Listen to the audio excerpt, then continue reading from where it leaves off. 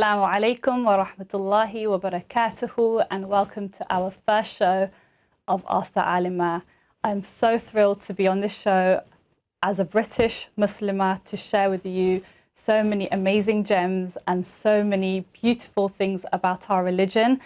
And I cannot wait to, inshallah, be able to speak to so many of you about so many matters that are so relevant as British Muslims who are busy with day-to-day life, as mothers who are working, and as wives. So before we get cracking, I'd love to tell you a little more about myself, and we will get started, inshallah. So a little bit about me. I am a qualified alima.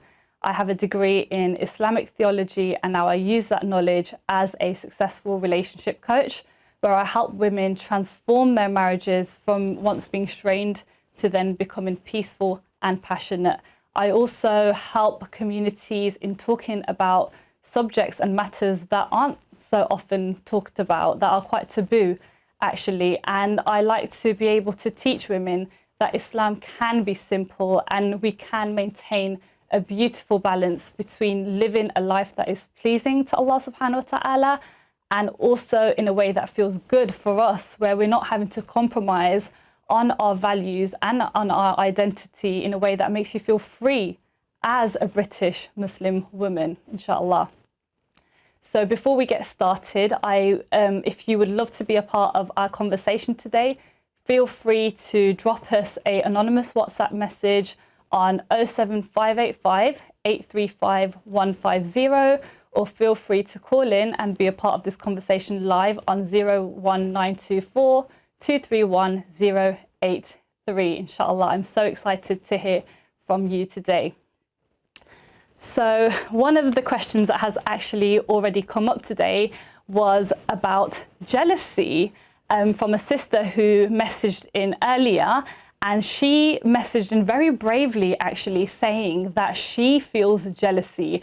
How does she overcome it? And firstly, I would love to applaud this sister for being open and honest with herself about this matter, because I know it's not easy. However, I know it's a matter that so many sisters and brothers struggle with. So I would love to touch up on this subject, inshallah, and I'd love to hear your thoughts about it as well on our Facebook and Twitter page. So the sister mentioned that she feels jealous of her husband and the relationships he has with other women, like his mother, his sisters, and just generally other women that are around him, even in his workplace. So firstly, I would like to say that jealousy, as much as we know that it's something that we should avoid at all costs, as jealousy is an illness of the heart, it is also something that is very real. Okay, jealousy is very real. In fact, even the wives of the prophets felt jealousy amongst themselves. So the fact that you are aware of the fact that you are feeling all these emotions, well done, because now that you are aware of them, you can now learn to tackle them.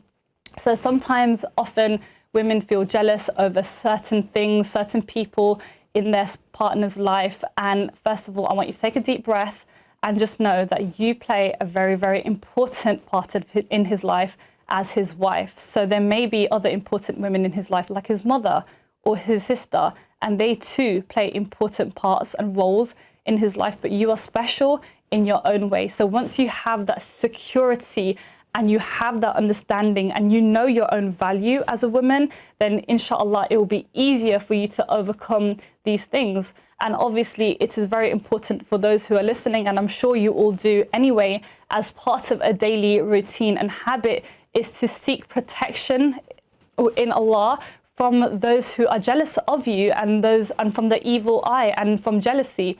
And as you know, the surah that we all know and we all probably recite every day, قُلْ أَعُوذُ بِرَبِّ الْفَلَقِ مِنْ شَرِّ مَا خَلَقَ وَمِنْ شَرِّ غَاسِقٍ إِذَا وَقَبَ وَمِنْ شَرِّ النَّفَّاثَاتِ فِي الْعُقَدِ وَمِنْ شَرِّ حَاسِدٍ إِذَا حَسَدَ, where we're asking Allah directly to protect us from the evil of those who are jealous of us.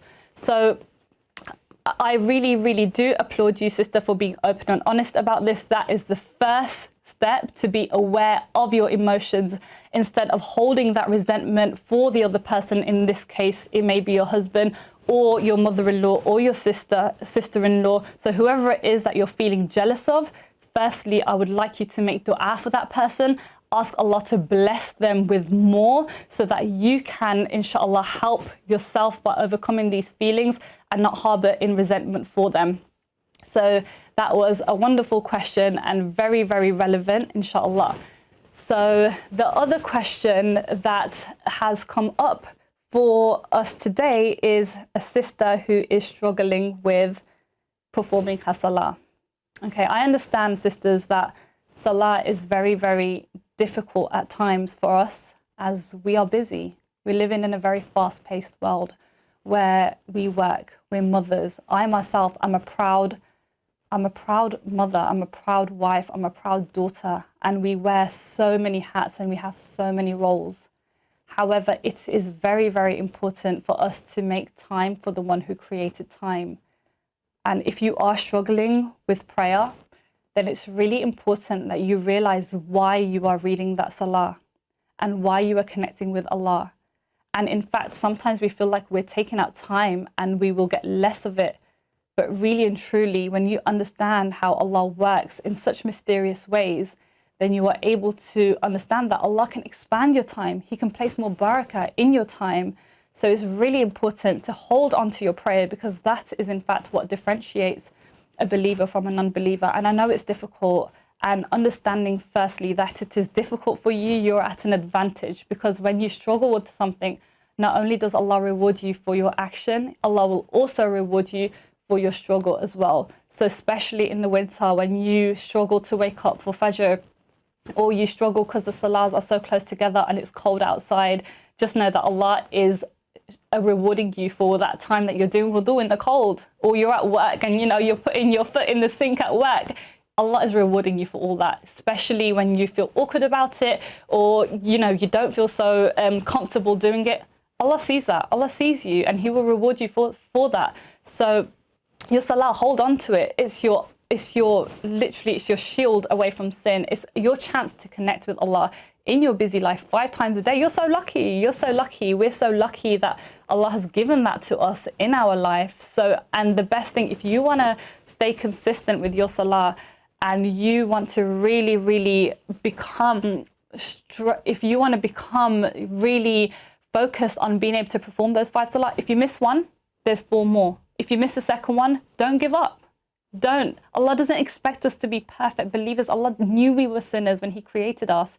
Allah created us as sinners. So rather than you miss all of them, know that you will try harder for the next one, inshallah, and you will try your best to perform that next one, knowing that Allah will reward you for it. And you never need to think that Allah will not accept your prayer because you're a sinner. Allah will. Allah knows that already, and He wants to connect with you. He wants you to connect with Him. So when you're in that prayer, the best thing for you to do is know what you're saying to Allah. Know what you're asking Allah for. When you're saying Surah Fatiha and you're praising Allah, know that you're praising the Lord of the 2 worlds. You know that you're praising the Lord of the universe. When you're raising your hands for takbir, know that you're raising your hands to Allah, who's so magnificent. When you're doing that sujood, know that your forehead is on the ground and you're being humble in front of your Creator. So put in meaning, and an actual meaning behind your actions will help you to connect in the most beautiful way possible, and you get to benefit because Allah will expand your time. Allah will bring you so much barakah in your life, inshallah. Oh, so we have a caller on the line. Assalamu alaikum wa rahmatullahi wa barakatuhu. Alaikum. Wa alaikum assalam. Sister, how are you? I'm good. I've got a question. Yeah, sure. What's your question? So I feel like I live a relatively... One second. I'm speaking. I feel like I live a highly relative busy lifestyle, and I try my best to pray on my salah, but I feel like no matter how much I try, I never get enough time. And I feel like I'm always taking myself back. Absolutely, I totally hear that, sister. Honestly, your struggle is a struggle of many, and just stay consistent by firstly making that intention and making it easy for yourself by preparing in advance, especially if you're going to work, like you mentioned, then just knowing you have the correct attire, even knowing that, you know, you're ready, that you have simple things like having makeup wipes on hand, simple things like that will make sure that you're ready for your salah time. And at the moment, we're lucky because they're close together. So pre-planning when you're going to pray each salah and the location you're going to pray at is super helpful, inshallah. Yeah, I think that would help. Yeah, do you do that, sister, already, where you plan your time in advance for work and your schedule?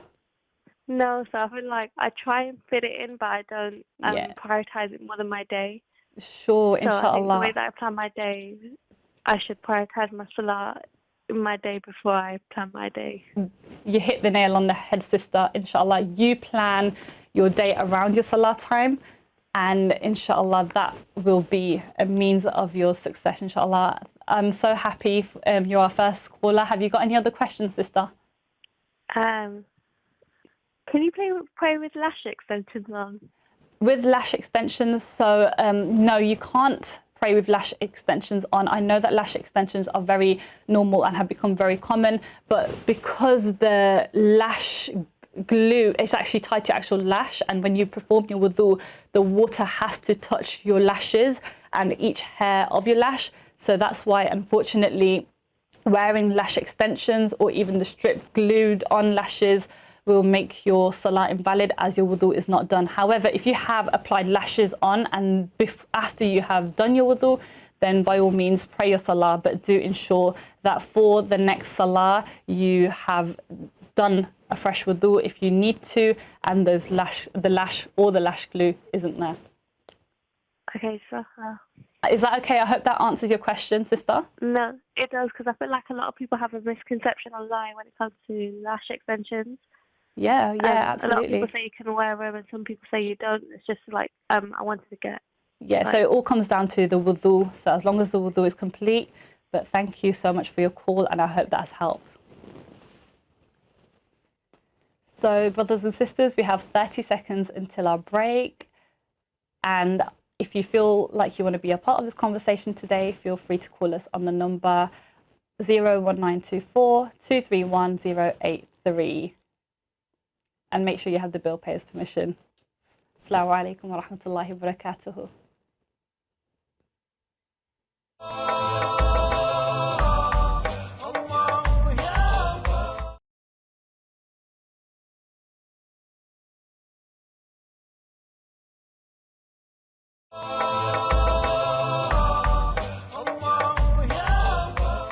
Assalamu alaikum wa rahmatullahi wa barakatuhu, and welcome back with me, your host, Ustad Naeema, and we'll get cracking right into it. We have another WhatsApp question from another sister who feels quite nervous about sharing this one. So I'm going to share this with you. Don't worry, sisters, all WhatsApp questions do remain anonymous, inshallah, to protect your privacy. So she goes, no matter how much I try, I cannot stand my mother-in-law. Bismillah, Bismillah. Okay, so unfortunately, there is this horrible culture of going into a marriage and just not liking your mother-in-law. And I do believe, my personal belief, I'm just going to go back to my personal belief here, is that a lot of the times we are programmed from the get-go, before marriage even, to not like our mother-in-laws. Okay, you can have a beautiful relationship with your mother-in-law. So firstly, I just want to go back to sisters who may not be married before I get into your question. So before you go into a marriage, before you are looking to marry a man, I want you to understand the role his mother plays in his life before marriage and after marriage. Okay, understanding the role of a mother in your husband's life, in your life, is really important, because to have those ill feelings from the get-go of, oh, I'm not going to like her because I'm not meant to like her, is very damaging and actually damages so many relationships. Now, if it is due to another reason, like something may have happened after you married and there's issues that have taken place after, then first of all, addressing that issue can be tricky, can be a sticky one. But firstly, it depends on why this issue has come up in the first place. If it's something that you can sort out between yourselves, then great, absolutely do that. But do remember that this woman is the mother of your husband, and she does play a really, really important role. So do keep that respect there, but also look after yourself, look after your mental state as well, inshallah. So look after your mental state by ensuring that you have healthy boundaries in place in a way that is pleasing for you, inshallah, and also pleasing for the other person, whilst keeping that respect and that openness and that vulnerability about how you truly feel, inshallah. We do have another question. It says, Salam, what are the parents' roles in searching for a spouse for their children? If a child recommends someone due to their level of deen and character, what should the parent do? Okay, yeah, so if you found someone that you like, and you know that that person is a God-fearing person, they have good morals, good character, then feel free to tell your parents, please, you know, we need to stop shying away from these topics and talking to our parents openly about what we want from a spouse. And yes, it is the father's job to go out and make sure that this person, or the guardian's job to make sure that this person is suitable for the daughter, but feel free to express your attraction even, because, you know, it is okay, it's normal to be attracted to a person, and being open and having that conversation with your parents would be a great place to start, inshallah. I hope that answers your question. If you do have any other questions about looking for a spouse, then feel free to message about that, inshallah. And actually, let's talk about that topic of looking for a spouse and marrying, because a lot of the time, when looking to marry, we look at a few things, just people who tick the boxes, like their job or what they have a degree in. And as a successful relationship coach, I know that this has been a huge factor in why so many relationships are unfortunately failing. Okay, because the people have the two who are involved, the husband and the wife, have simply looked at what they have academically, or what job they have, or what car they drive. So, and it's so much more important to that. Are you emotionally connecting? Are you able to get along with each other? Do you get along? Do you enjoy that person? Have you spoken to this person? Is there a spark there? Obviously, all in a halal way. Then do look at these things as well, inshallah. So we have a caller.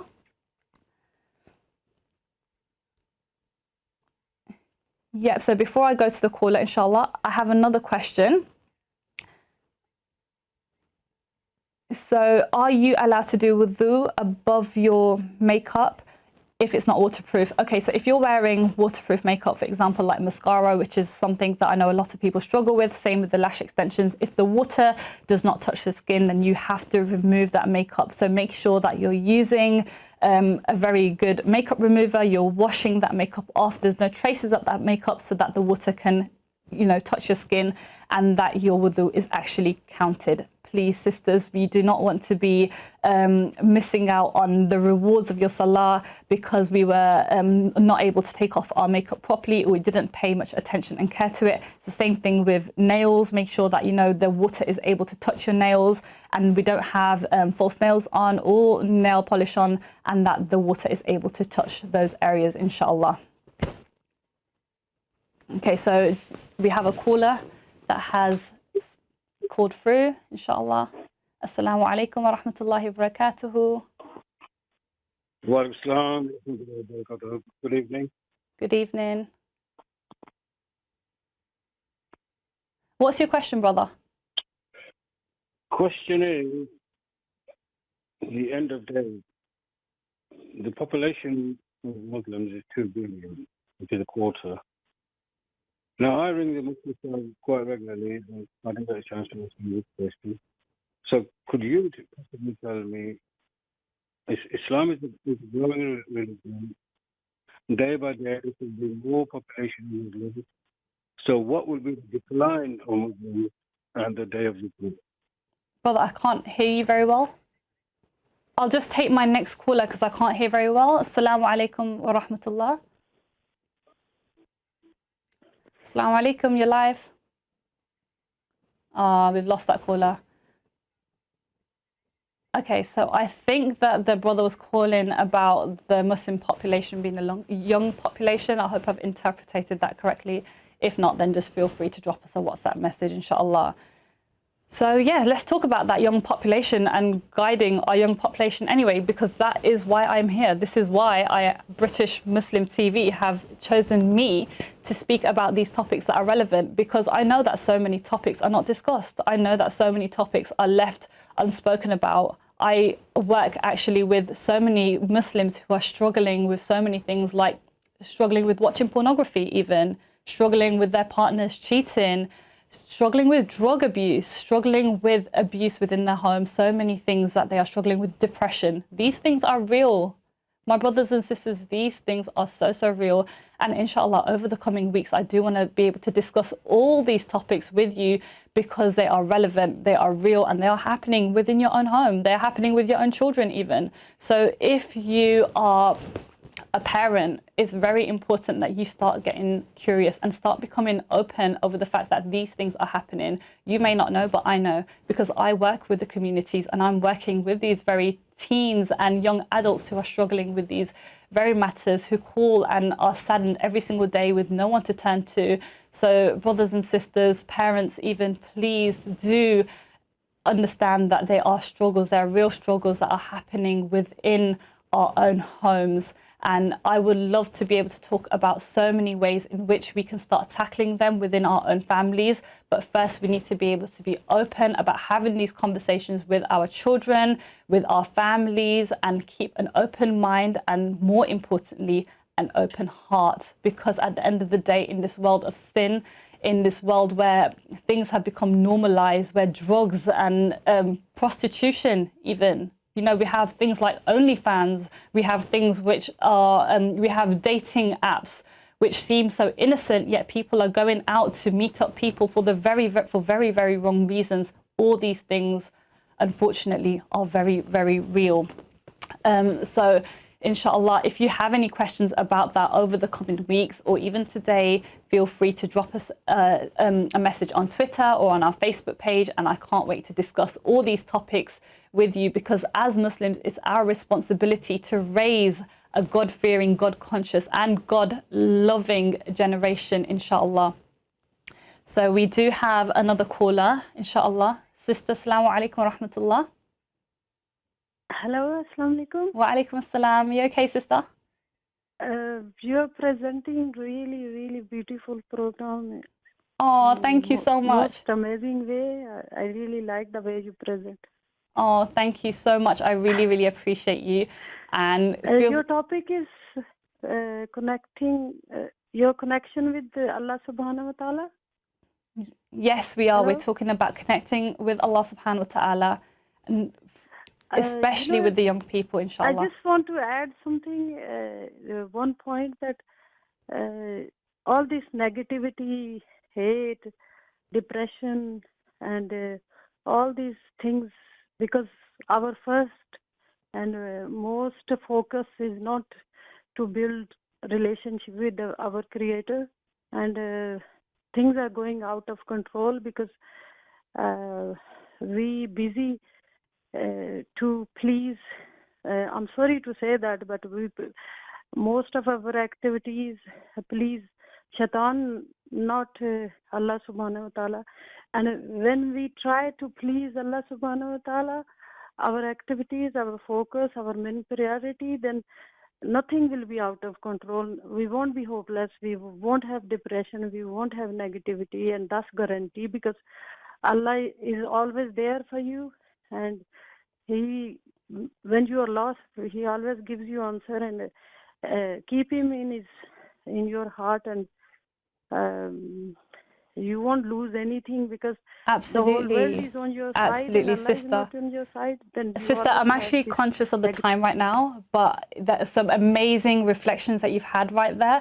And as you mentioned, depression, yeah, it's a very serious matter actually, and it is a legitimate thing to get help for. It's a health condition which you must get support with, but the whispering of shaitan is true, and it influences so many things, inshallah. And I can't wait to pick this up next week. But thank you so much for calling in, sister, and it was amazing to hear your insights and your reflections. And inshallah, yes, it is really important that we build that connection with Allah subhanahu wa ta'ala in the most beautiful way possible, in a way that feels good for you, sisters and brothers, in a way that feels authentic for you, sitting and connecting with Allah doesn't necessarily mean that you are on the prayer mat all day. It means connecting to Allah through your everyday busy life, asking Allah to help you, allowing Allah to handle your affairs, and allowing yourself to feel a true connection with Allah through anything and everything, really. So I can't wait to speak more about this topic next week. And it was a lovely, lovely first show. Thank you so much for all the callers, all the messages.